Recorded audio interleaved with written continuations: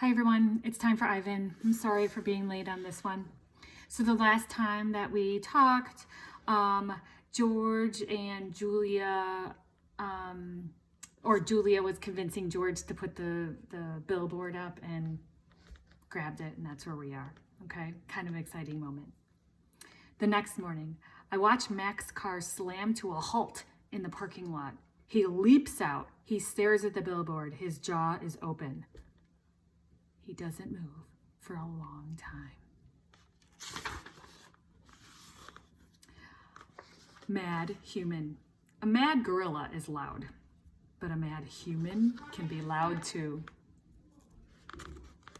Especially when he's throwing chairs and turning over tables and breaking the cotton candy machine. Oh my gosh, could you imagine this scene? He is so mad. Mac is kicking a trash can across the food court when the phone rings. He answers it, red-faced and sweating. "What the?" he demands. He glares at me.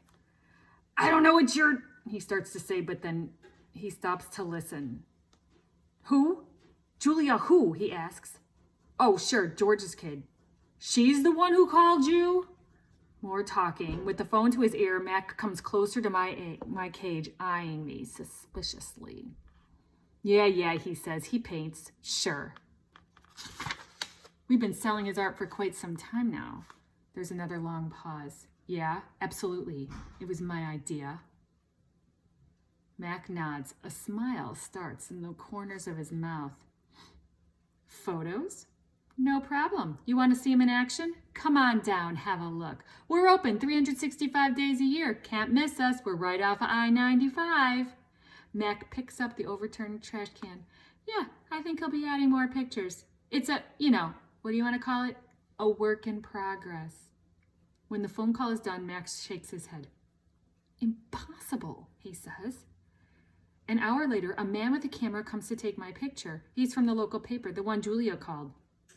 How about you take one with me and the elephant?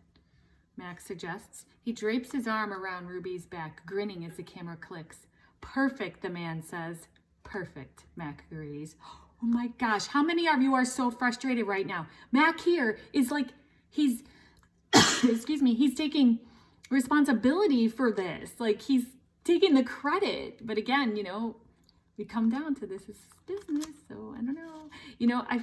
I just feel a connection to the to when we read Out of My Mind. I feel that same frustrating feeling, So here we are. It's in the newspaper now. A photo of my billboard is in the newspaper. Mac tapes the story onto my window. Each day, more curious people arrive. They park in front of the billboard. They point and shake their heads. They take photos. And then they come into the mall and buy my paintings. While visitors watch, I dip my hands in fresh buckets of paint. I make pictures for the gift shop and pictures to add to the billboard. Trees with birds, a newborn elephant with glittering black eyes, a squirrel, a bluebird, a worm. I even paint Bob so he could be on the billboard too.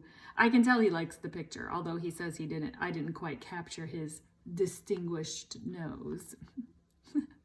Every afternoon, Mac and George add my new pictures to the billboard. People slow their cars while they work. Drivers honk and wave. My gift shop pictures now cost $65 with the frame. $65. All because of this. I have new names. People call me Ape Artist, the Primate Picasso. I have visitors from morning till night, and so does Ruby. But nothing's changed for her. Every day at 2, 4, and 7, Ruby plods through the sawdust with Snickers on her back. Every night, she still has bad dreams. Bob, I say after I've soothed Ruby to sleep with a story, my idea wasn't working. Bob opens one eye. Be patient. I'm tired of being patient, I say. I feel like we can all, connect to that. And again, feel this frustration because the reason that they put that up was, to get someone to say Ruby shouldn't be there. But here, that's not really working right now. This evening, a man and a woman come to interview Mac and also George and Julia. The man has a large and heavy camera perched on his shoulder. He films me as I make my pictures. He films Ruby in her cage with her foot roped to the bolt on the floor. I feel like that's a little foreshadowing. Mind if I take a look around, he asks. Mac waves a hand. Be my guest. While Mac and the women talk, the cameraman walks through the mall. He pans the camera right and then left and then up and down. While his eyes fall on the claw stick, he stops. He trains his camera on the gleaming blade, and then he moves on. This is that, I don't know, I kind of like, he saw that blade, you know, and he put his camera on there. Like, what is he gonna do with this footage?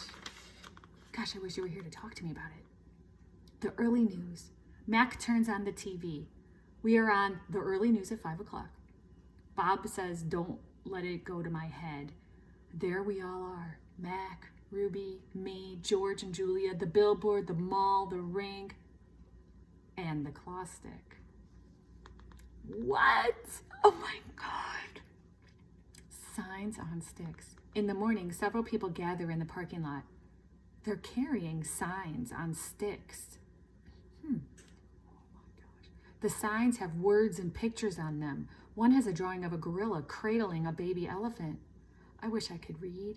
Oh, and I wish I could talk to you, because do you know what's happening here? Signs on sticks, people walking around, they're picketing.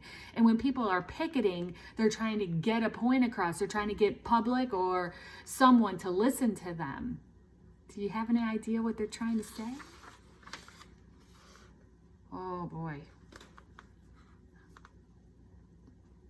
They're called protesters. Okay, I'm going to show you this picture here. Okay, so these are their signs on sticks, right? All around here. These are their signs. What do they say?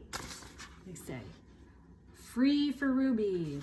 What else does it say? Animals need love. Elephants are people too.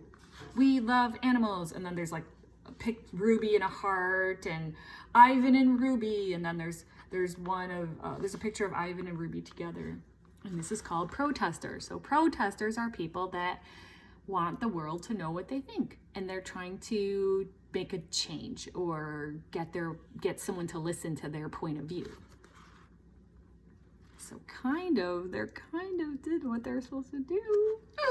More people with signs come today. They want Ruby to be free. Some of them even want Mac to shut down the mall. In the evening, George and Mac talk about them. Mac says they're protesting the wrong guy. He says they're going to ruin everything. He says, thanks for nothing, George. Mac stomps off. George, holding his mop, watches him leave. He rubs his eyes. He looks worried. Dad, Julia says, looking up from her homework. You know what my favorite sign was? George asks, which one? The one that says, elephants are people too.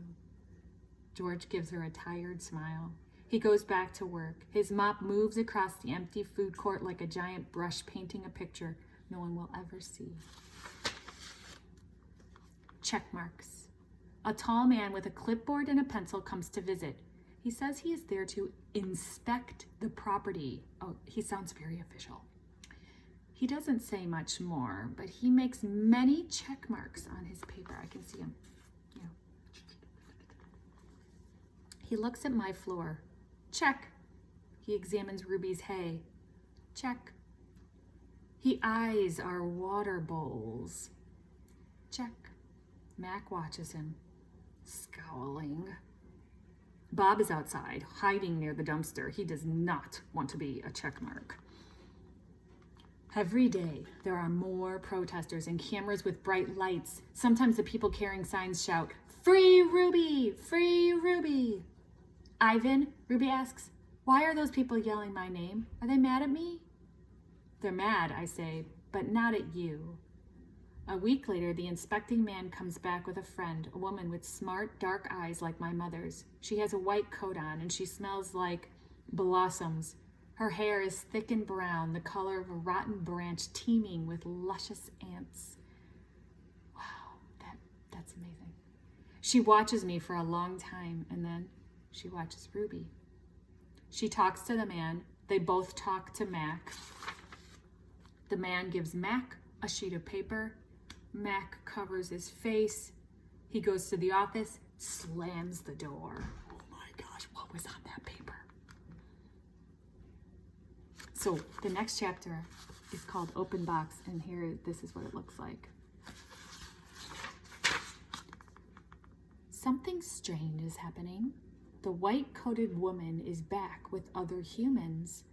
They place a large box in the center of the ring.